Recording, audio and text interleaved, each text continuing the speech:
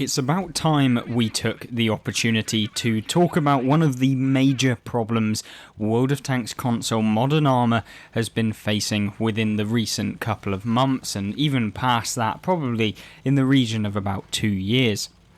So, the key problem is of course the Matchmaker. I'm sure many of you who have ever played World of Tanks, whether you play it currently, whether you play it in the future as of the recording of this video, or if you were watching it on the day of release, then of course you'll probably understand the problems that I'm about to talk about, but we really do need to consolidate our opinions as to the Matchmaker, and of course that's what this video is aimed at. So if you have any opinions as to what you think the Matchmaker is currently,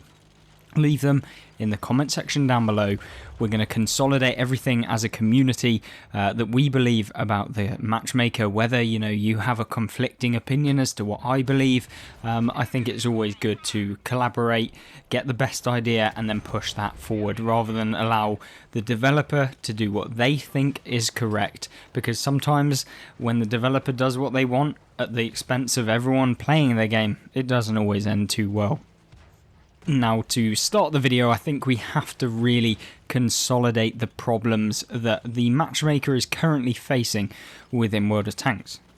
So I think the one thing that is probably at the highest or top pinnacle of the problems that with the Matchmaker is currently is of course the unbalanced matchmaking that occurs fairly regularly. It's a regular occurrence. If you're playing consistently throughout maybe a couple, even 5 games in a row, you'll probably come up against at least a couple of matchups which aren't very favourable, and it genuinely is just a negative towards you playing. Before you've even made a conscious decision within the game, you're already at a dramatic, and I mean a dramatic disadvantage, just because the Matchmaker went, yep, having a platoon of 3 people in a certain tank or artillery against another platoon that is consisting of tank destroyers is completely fair and balanced on a map like Prokhorovka.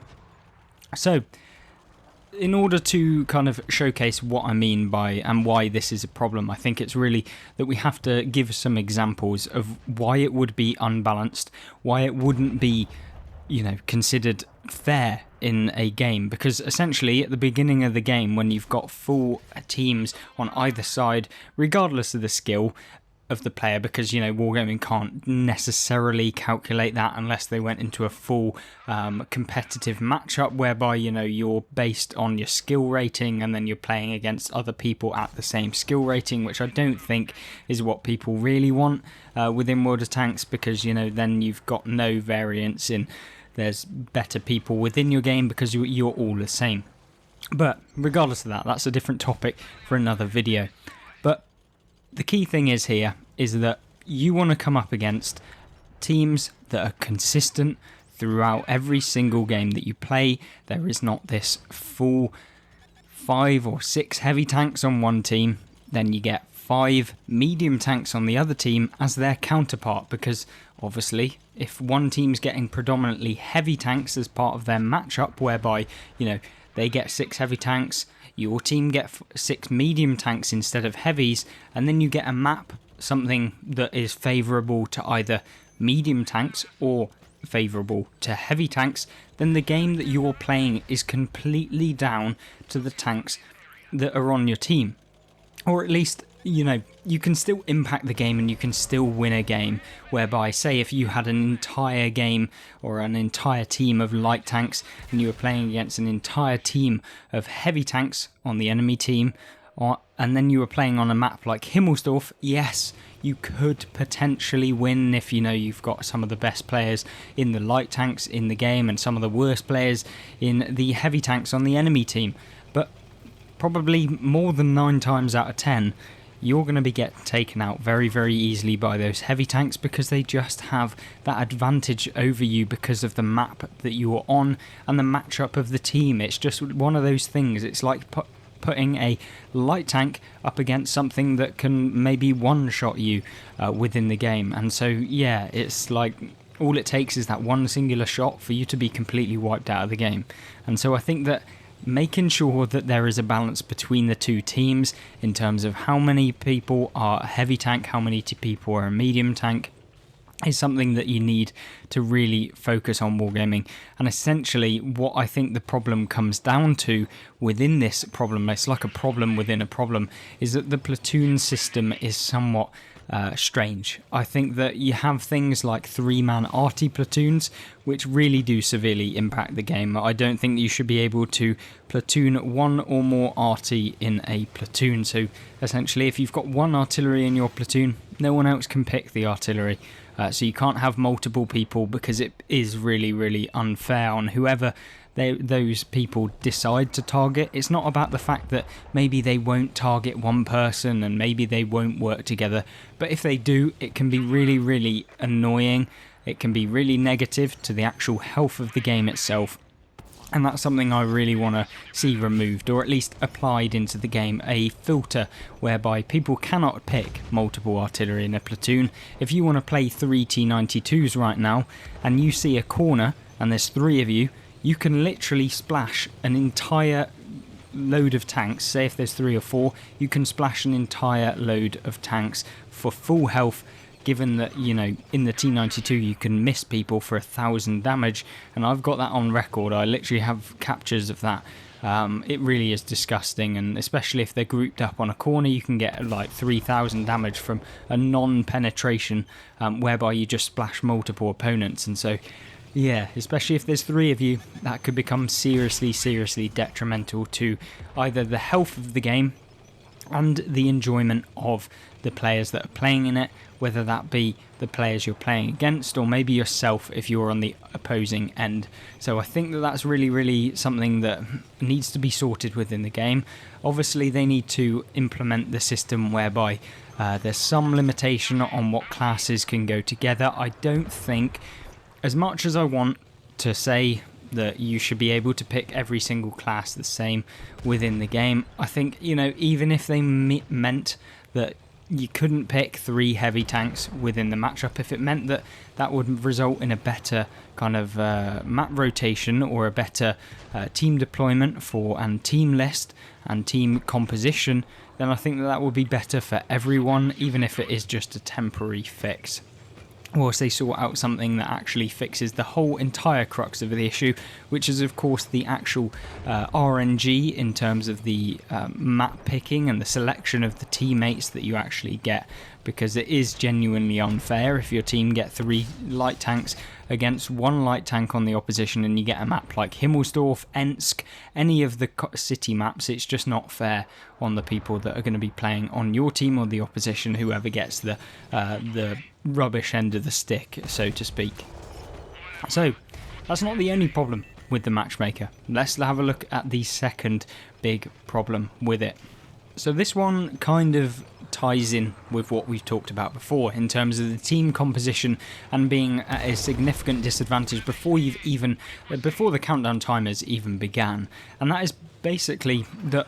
in some games you'll come up against tiers that are unbalanced. So say one team has 5 tier 10s, the other team may have 3 tier 10s, and then another team may have 6 tier 9s, and then the other team might have 4 tier 9s, and it becomes an unbalanced distribution of the tiers, whereby, you know, instead of making it 6 and 4 tier 10s on either side of the team respectively,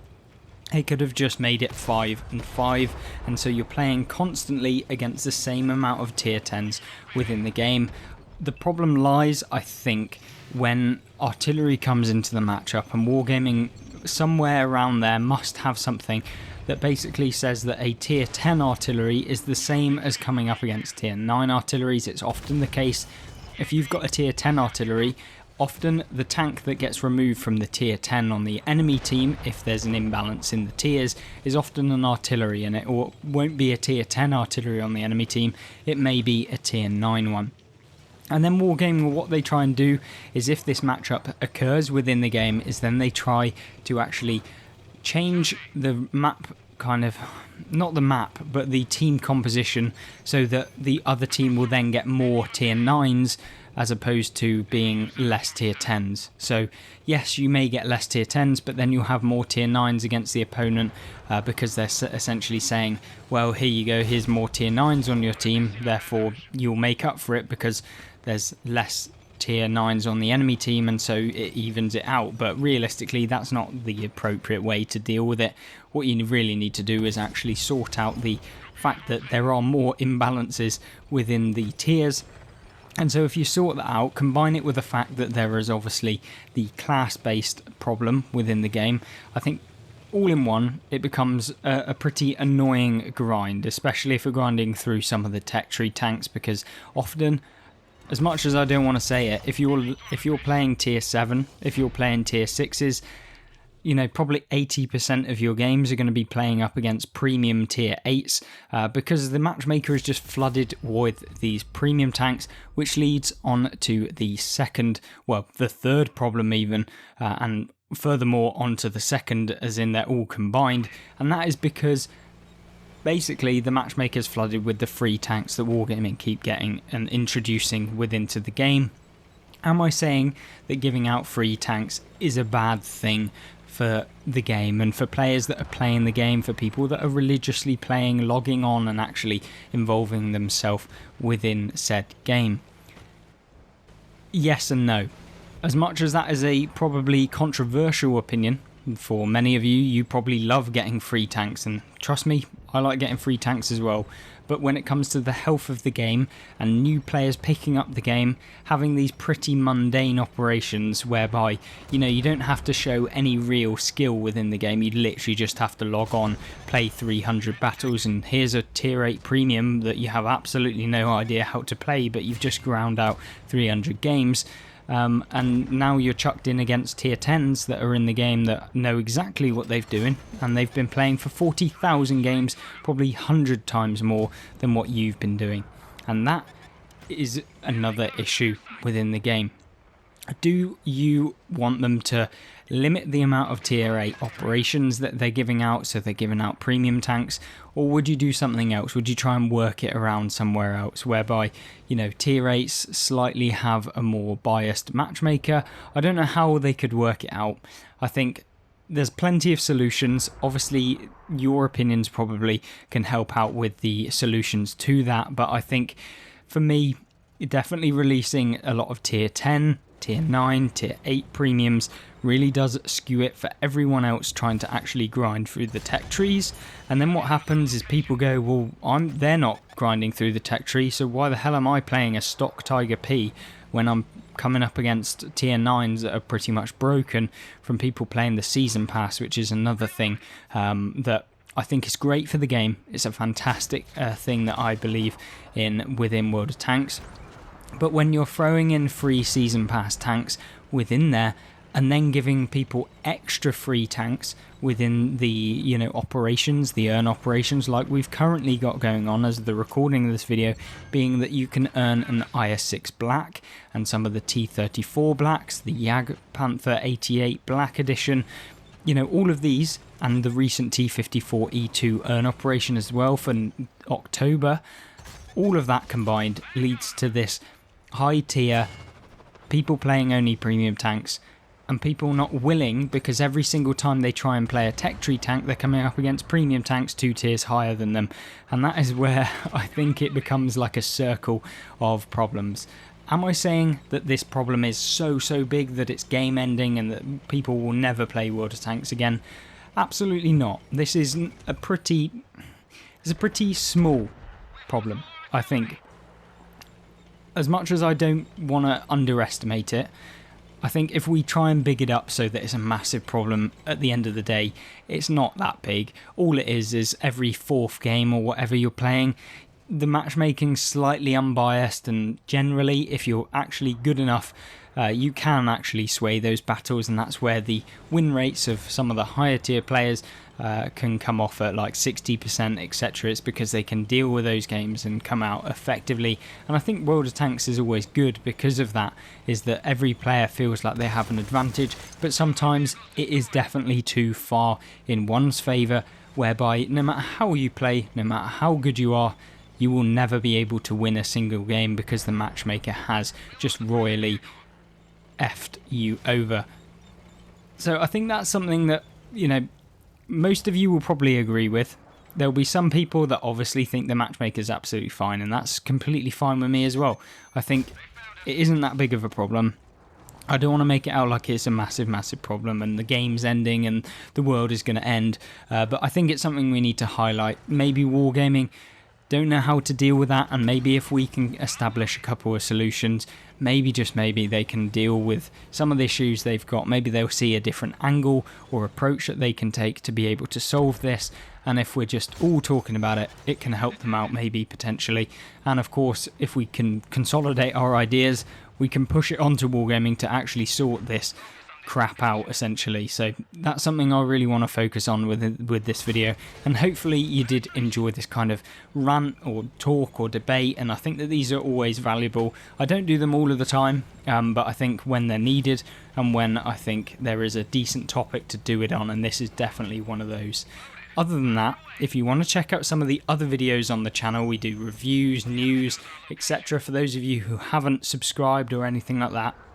go check out a couple of those videos, see if you like them, and of course you can then subscribe if you do fancy it, or if you just want to watch some of the content, then just go ahead. Other than that, I hope you have a great rest of your day, and I hope you'll join me back in one of the next videos.